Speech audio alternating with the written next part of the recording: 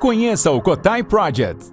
O Cotai Project pretende desenvolver um ecossistema financeiro global que dará 100% de anonimato, liberdade geográfica e financeira para todos os usuários de criptomoedas do mundo. O ecossistema consiste em uma corretora de criptomoedas, um banco digital internacional e um gateway de pagamento em cripto. Tudo isso dentro da Cotai Wallet. Não perca essa oportunidade e acesse o nosso site. Link na descrição do vídeo.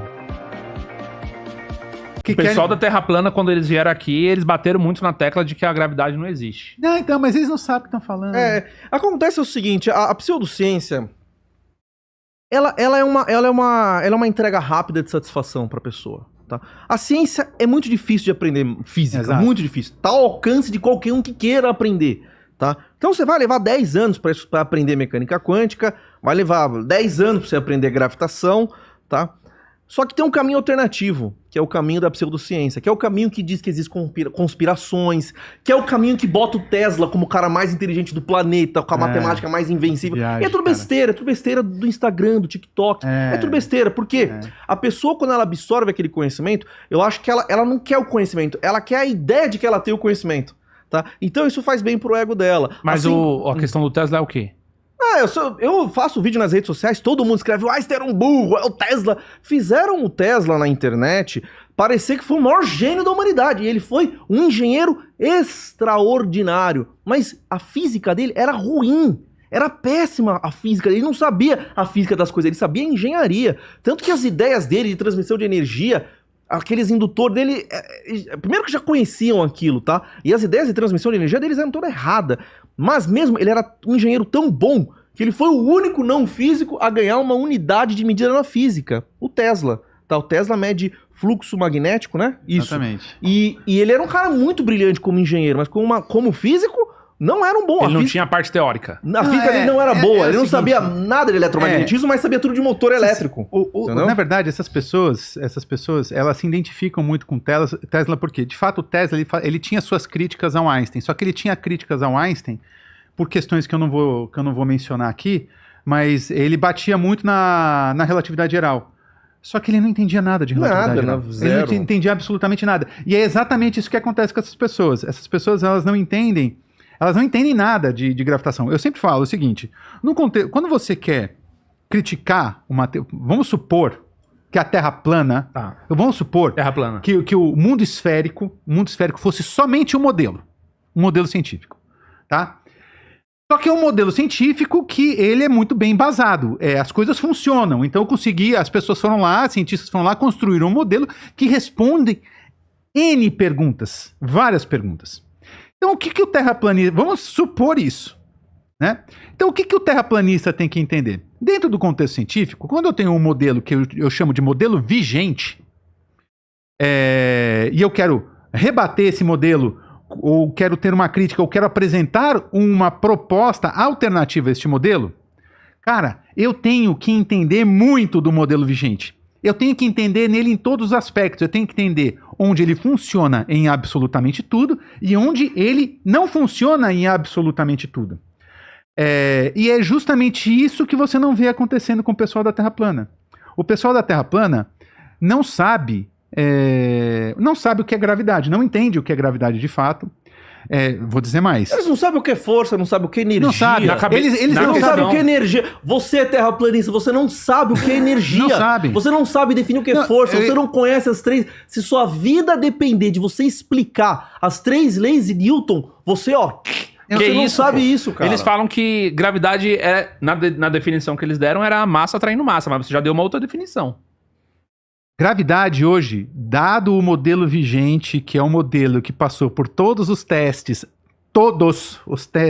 aos quais ele foi submetido até hoje, de fato, gravidade é curvatura espaço-temporal.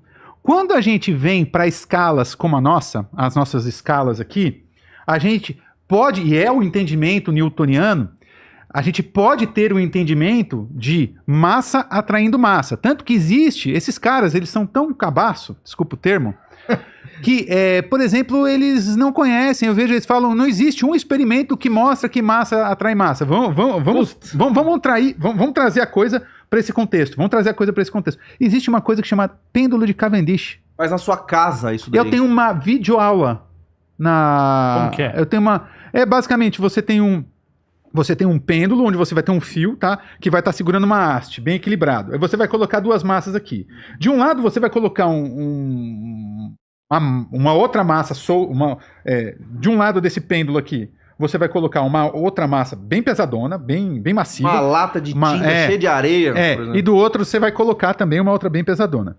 E aí, tem que ser uma coisa assim, tipo, perturbação zero. Perturbação zero. Você tem que deixar o negócio quieto, sem ruído, sem ficar andando no laboratório.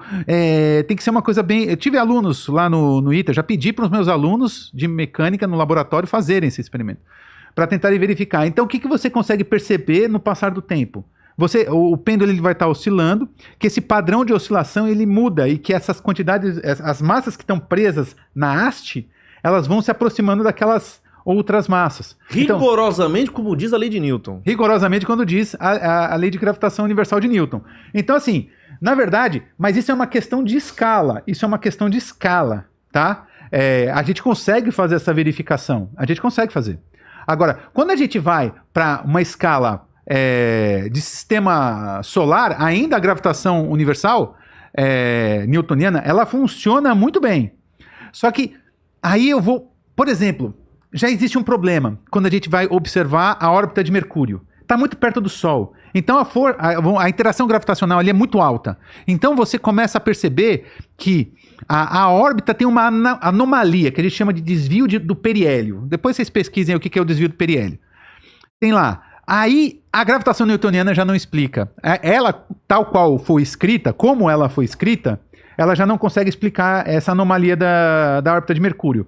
E aí surge a relatividade geral, que foi o primeiro teste ao qual a relatividade geral, na verdade, foi assim que Einstein apresentou a sua relatividade geral à comunidade científica, resolvendo o problema do periélio de Mercúrio.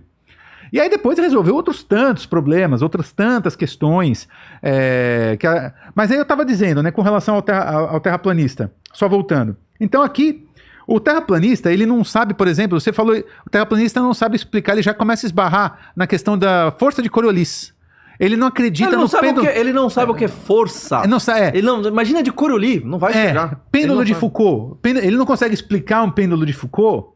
Pêndulo de Foucault é um pêndulo que, se você coloca, dependendo da localidade dele na Terra, ele vai estar no movimento pendular, só que ele também, além de fazer esse movimento pendular simples, no passar das horas, ele vai fazendo esse movimento aqui, ó. Então, vai fazendo isso aqui, ó, sabe? Deu pra entender? Deu. Deu pra entender? Então, ele vai girando, ele tem uma precisão. Também. Ele vai girando também, justamente por conta do movimento da Terra. Tem que ser feito qualquer localidade. Onde você claro, se você tiver, isso que é interessante, isso prova que a Terra é esférica. Isso prova que a Terra é esférica. Se você faz esse experimento, olha só, no Polo Norte, exatamente no Polo Norte ou no Polo Sul, o pêndulo ele vai dar uma volta em 24 horas.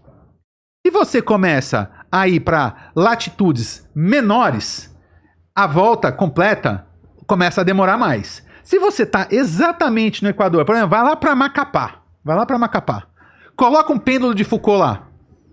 Não funciona. O pêndulo de Foucault não é que não funciona, ele não vai ele não vai ter esse movimento de precessão. Ele não vai ter esse movimento. Fica só na horizontal. Justamente por quê? Porque a Terra é esférica já. Justamente por causa disso que isso acontece. E eu quero deixar um recado aqui. Tudo na vida dá muito trabalho. Montar o Redcast deu muito trabalho. Isso. Você acha que não foi? Você não começou ontem e começou a fazer videozinho. Deu muito trabalho. Você trabalhou demais. Mas os caras da Terra plana estudam. Isso daí faz muito tempo. Não estuda. Isso aí é besteira. Eles estão lendo besteira que não gasta fosfato. Quando algo tá ao alcance de qualquer um intelectualmente, é que isso não tem desafio algum, tá? Então, por exemplo, quando os caras fazem vídeo, vamos voltar a bater no Nikola Tesla, que a galera me adora bater no meu canal sobre ele. Eles pegam estrios pitagóricos e falam que é a matemática do Nikola Tesla.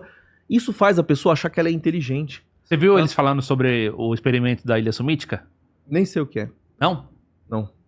O que é? Explica aí. Então, se a Terra é esférica, correto? E ela tem uma curvatura, a curvatura da Terra faz com que você, a partir de uma determinada distância, você não veja um objeto que está nessa distância por causa dessa questão da curvatura. A curvatura da Terra teria que ter, digamos, de um observador ali, teria que ser teria que ser uma curvatura que daria ali por volta dos 30 mil metros. 30 mil metros. Até 30 mil metros você consegue chegar. A partir de 30 mil metros você não consegue. Essa ilha sumítica fica a 33 mil metros da onde fica o observador. E aí ela tem 45 metros, inclusive, de altura. Só que aí uma parte dessa altura está submersa, né?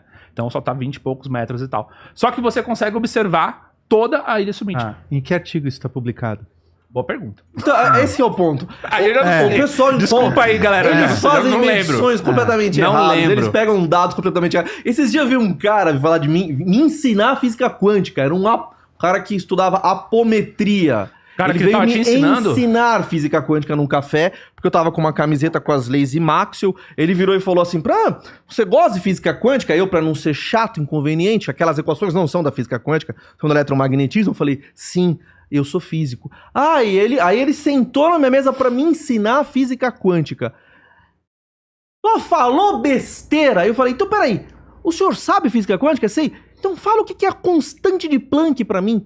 Mas é o conhecimento basal. Não sabem nada. Aí você falou, eles estudam um ano da Terra plana. Ele vai estudar ano besteira. Vai estudar anos uma coisa que não faz o menor sentido, porque isso massageia o ego. Exato. Isso massageia o ego. Tudo dá muito trabalho, cara. Isso que o Luiz está falando é muito importante. Tudo dá muito trabalho. Tudo. Montar aqui dá muito trabalho. Para você pegar um shape na academia dá muito trabalho. Tudo é processo, cara. Então, para você entrar no contexto científico, entrar na ciência, é algo que requer formação. Não é fácil. É muito trabalho, mas qualquer pessoa... intelectualmente ok. Eu perguntei isso pro Sérgio, e o Sérgio falou o seguinte: cara, a maior prova que a Terra não é plana é porque se a Terra é plana não existe nem vulcão, nem terremoto. E a gente teve um terremoto esses dias na Rússia. Exato. Né? Sim, e o problema do vulcão que tava lá na Você Indonésia. sabe de uma coisa também? A ciência, ela é o maior programa social que existe. Porque a ciência gera riqueza. Por exemplo, a ciência da mecânica quântica gerou esse chip. Isso aqui é um chip quântico, tá? Isso aqui é um chip produzido pela Unicamp. É um chip de computador quântico. Esse aqui tem 4 qubits. Esse aqui foi feito no Centro Brasileiro de Pesquisas Físicas. Tem 5 qubits. Isso aqui é um diamante bem pequenininho. Tem 2 aqui, ó. Esses diamantes, nós podemos fazer qubits com ele. É feito no Instituto Nacional de Pesquisas Espaciais. Isso aqui gera dinheiro. Esse conhecimento aqui da mecânica quântica, 1/3 do PIB americano vem disso, de mecânica quântica. De tomógrafo, de radar, de laser, de LED. Entendi. 1/3 do PIB americano é 10 trilhões de dólares. 10 trilhões de dólares são 400 orçamentos nacionais do Bolsa Família. Ou seja, ciência. A mecânica quântica nos Estados Unidos gera 400 orçamentos nacionais do Bolsa Família. É o maior sistema para você gerar riqueza e você tirar as pessoas da pobreza. Agora, o conhecimento da Terra plana só coloca o cara no basal do basal do basal. Ele empobrece a pessoa. Ele não enriquece a sociedade, ele empobrece o indivíduo. Tá? Então é uma praga isso, é uma praga, não tem como. Quando você coloca ciência versus pseudociência, ciência gera riqueza e pseudociência pobreza, cara. E uma coisa que, só terminando aqui o raciocínio aqui, a ciência, ela traz à luz a realidade, dadas as nossas capacidades cognitivas e capacidades observacionais.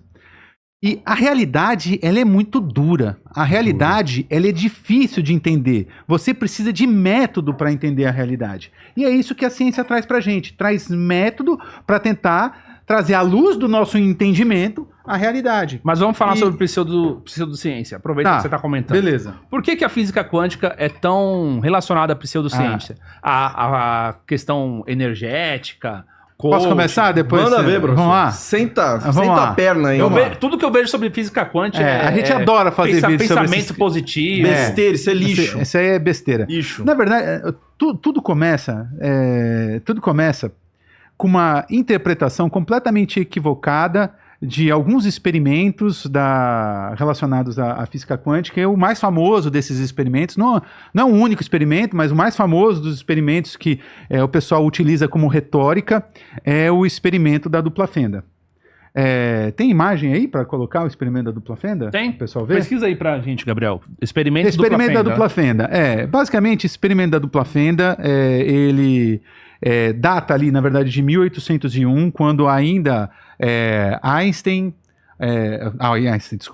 Isaac Newton e o Huygens, eles discutiam a natureza da luz. A natureza é um corpúsculo ou a luz é um corpúsculo ou a luz é uma onda? E aí, por meio desse experimento, naquele período, verificou-se que a luz se comportava como onda. Passados muitos anos, você tem ali de Broglie. Primeiro Einstein, lá em 1905, mostrou o caráter dual da luz, né? Mostrou que luz ela se comporta como corpúsculo e luz também pode se comportar como onda. Então, na verdade, você tem um caráter dual e isso vai depender do aparato experimental que eu estou utilizando. E depois, o de Broglie, ele propõe uma ideia de que feixes de elétron também poderiam se comportar como onda. Então, ele traz a ideia de um comportamento dual à matéria. E aí que começa a treta. O comportamento dual da matéria. Temos, então, o nosso queridíssimo experimento ali da dupla fenda.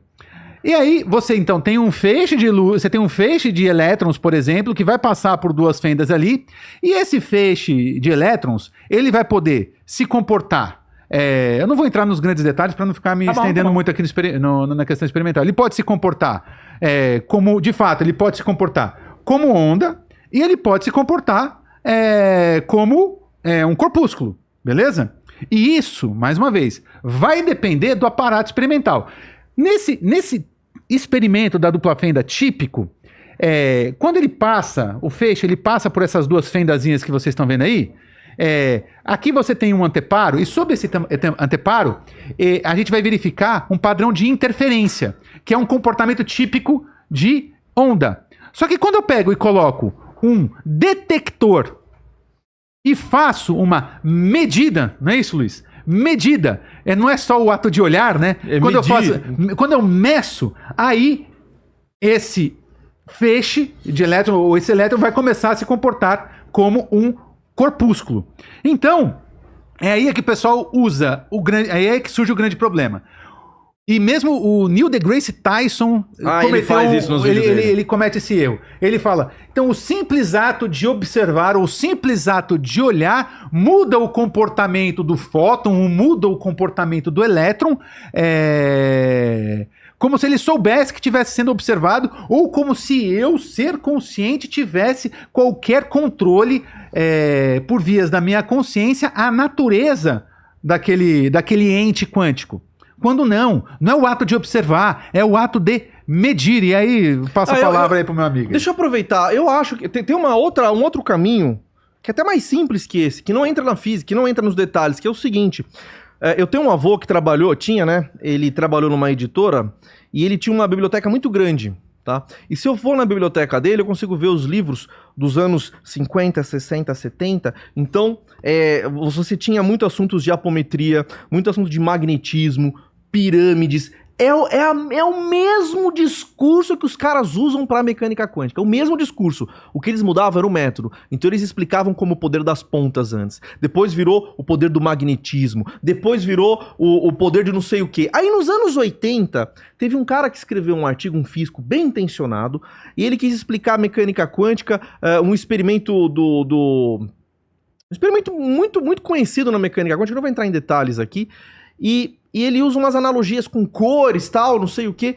Esse foi bem no final dos anos 80. Aí nos anos 90 a galera viu que eles poderiam atualizar toda aquela explicação que eles tinham lá sobre apometria, sobre magnetismo, com a mecânica quântica. Por quê?